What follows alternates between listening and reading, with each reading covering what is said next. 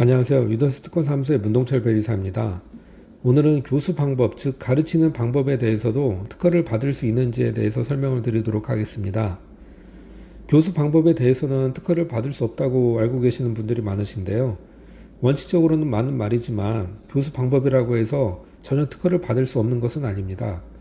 은근히 많은 분들이 교수 방법 또는 강의 방법에 대해서 특허로 등록받고 싶어 하시는 것 같아서 오늘 이 시간을 준비했습니다.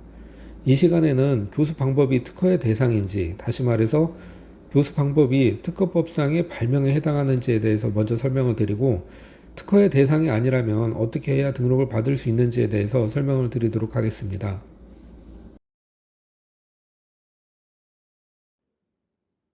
먼저 특허법상 발명이란 무엇인지에 대해서 간단히 살펴보겠습니다. 그리고 교수 방법이 특허법상 발명에 해당하는지와 관련하여 누구나 반복 실시하여 동일한 효과를 얻을 수 있는가, 즉 반복 재현 가능성이 있는가에 대해서 살펴보도록 하겠습니다. 그리고 마지막으로 교수 방법이 등록받기 위한 방안으로서 자연법칙을 이용하는 경우에 대해서 설명드리도록 하겠습니다. 특허 등록을 받기 위해서는 우선적으로 특허법상 발명에 해당해야 합니다. 그렇다면 특허법상 발명이란 무엇일까요? 특허법상 발명이란 자연법칙을 이용한 기술적 사상의 창작으로서 고도한 것을 말합니다. 다시 말해 발명은 자연법칙을 이용을 해야 된다는 것이죠. 이는 발명의 성립성 또는 발명의 정의하고 관련된 내용입니다. 보다 구체적으로 특허법상 발명에 해당하지 않는 것들에 대해서 간단히 살펴보도록 하겠습니다. 첫 번째로는 자연법칙 이외의 법칙으로서 경제법칙, 수학공식, 그리고 논리학적 법칙, 작도법, 이러한 것들은 자연법칙에 해당하지 않습니다. 그리고 인위적인 약속으로서 게임의 규칙 그 자체에는 특허법상 발명에 해당하지 않습니다. 이러한 게임의 규칙은 게임하는 사람들 사이에서 이렇게 저렇게 할 때 우승한 것으로 하자라는 게임하는 사람들 사이의 약속에 불과하기 때문에 이러한 경우에는 특허법상 발명에 해당하지 않습니다.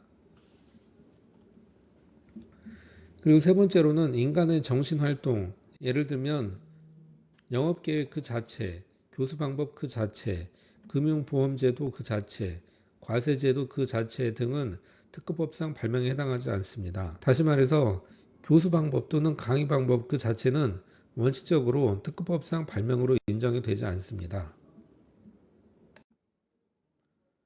그리고 특허법상 발명에 해당하기 위해서는 기술에 해당해야 합니다.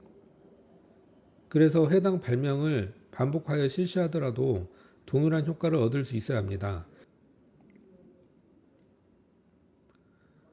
이때 발명의 반복 재현 가능성은 반드시 100%의 확률로 효과를 얻을 수 있는 것만을 의미하는 것이 아니고 100%보다 적은 확률이라고 하더라도 효과를 얻을 수 있는 것이 확실하다면 반복 재현 가능성이 있는 것으로 봅니다.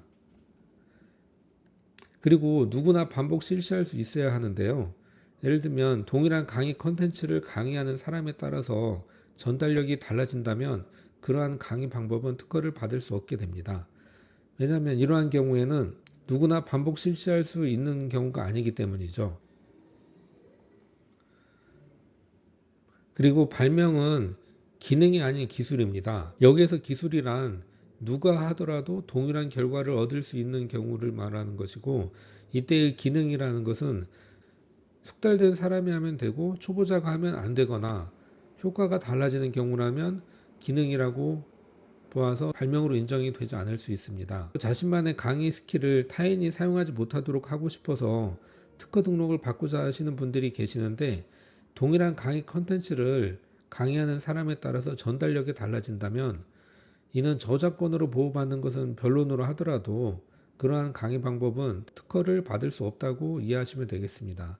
이는 기술이 아닌 기능에 해당이 되기 때문이죠. 그리고 나아가서 자신의 교육 컨텐츠가 자신만 가지고 있고 상당히 우수하여 강의 컨텐츠를 자신만이 독점하고자 특허 출원을 하더라도 특허 등록을 받을 수가 없습니다. 그렇다면 교수 방법에 대해서는 특허 등록을 포기해야 할까요? 교수 방법이 항상 특허 등록을 받지 못하는 것은 아닙니다. 예를 들면 특허법상 발명의 자연법칙을 이용한 기술이므로 자연법칙을 이용하고 누가 하든지 동일한 결과를 나타내는 반복 채용 가능성이 있는 기술이라면 등록 가능합니다. 예를 들면 교수 방법이라고 하더라도 자연법칙을 이용한 것이라면 등록이 가능합니다. 이때의 자연법칙이란 단말기 또는 서버 등과 같은 하드웨어를 이용을 하거나 기구, 장치, 시스템 등을 이용하여 발명을 구현하게 되면 자연법칙을 이용한 것으로 인정되어서 특허 등록이 가능하다고 보시면 되겠습니다. 그래서 등록받고자 하는 강의 내용이 있다면 강의를 하는 데 필요한 단말기 또는 시스템 등을 포함하여 발명을 완성하게 된다면 특허 등록을 받으실 수가 있겠습니다.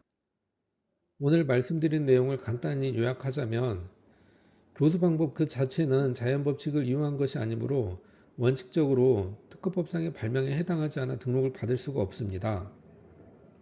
그러나 누구든지 반복 실시가 가능하고 동일한 효과를 얻을 수 있어 반복 재현 가능성이 있다면 특허 등록이 가능한데요. 그리고 더 나아가서 하드웨어 또는 장치를 이용하여 결과적으로는 자연법칙을 이용을 하게 된다면 특허 등록을 받으실 수가 있습니다. 이와 같이 교수 방법에 대해서도 특허를 받을 수 있는 방안이 있기 때문에 교수 방법에 대해서는 무조건 특허 등록이 안 된다고 포기하시면 안 되겠습니다. 오늘은 여기까지입니다. 도움이 되셨길 바라고요. 도움이 되셨다면 구독과 좋아요 부탁드립니다. 감사합니다.